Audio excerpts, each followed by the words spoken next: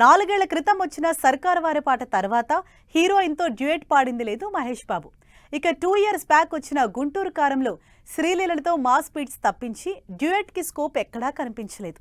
మరి వారణాసిలో అయినా సూపర్ స్టార్ ప్రియాంక చోప్రాకి మధ్య డ్యూయెట్ ఉంటుందా? ఇంతకీ మైథలాజికల్ టచ్తో సినిమాని తెరకెక్కిస్తున్న రాజమౌళి మొత్తం ఎన్ని పాటలు ప్లాన్ చేస్తున్నారు? సూపర్ స్టార్ మహేష్ బాబు, దర్శకధీరుడు రాజమౌళి కాంబినేషన్లో తెరకెక్కుతోన్న సినిమా వారణాసి. నాన్ స్టాప్ గా షూటింగ్ జరుపుకుంటోన్న ఈ గ్లోబల్ ప్రాజెక్ట్ షూటింగ్ మొత్తం మరో 2 నెలల్లో కంప్లీట్ అవుతుందని ఇప్పటికే క్లారిటీ ఇచ్చారు. జక్కన్న స్పీడ్ చూస్తుంటే సెప్టెంబర్ లేదా అక్టోబర్ నాటికి వారణాసి సినిమా షూటింగ్కి ర్యాప్ చేయడం గ్యారంటీ అనే నమ్మకం అందరిలో కలుగుతోంది. దీంతో వారణాసి సినిమాకి సంబంధించిన బ్యాక్గ్రౌండ్ స్కోర్ పనులు ఎప్పుడు మొదలు పెడతారనే అటెన్షన్ మహేష్ బాబు అభిమానుల్లో క్రియేట్ అవుతోంది. వారణాసి సినిమాకి సంబంధించి క్రేజీ అప్డేట్ ఇచ్చారు music director Keeravani.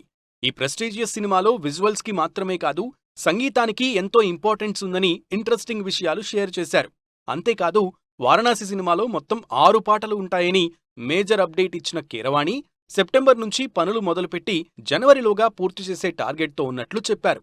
Varanasi cinema music పరంగా ఏ రేంజ్లో ఉండనుందో కీరవాణి రివీల్ చేసిన అప్డేట్స్తో సూపర్ స్టార్ అభిమానుల్లో అంచనాల్ని పెంచేస్తున్నాయి. వారణాసిలో గ్రాండియర్ లెవెల్లో ప్లాన్ చేస్తోన్న ఫోక్ సాంగ్ సినిమాకి హైలైట్ అంటూ చెప్తున్నారు రాజమౌళి.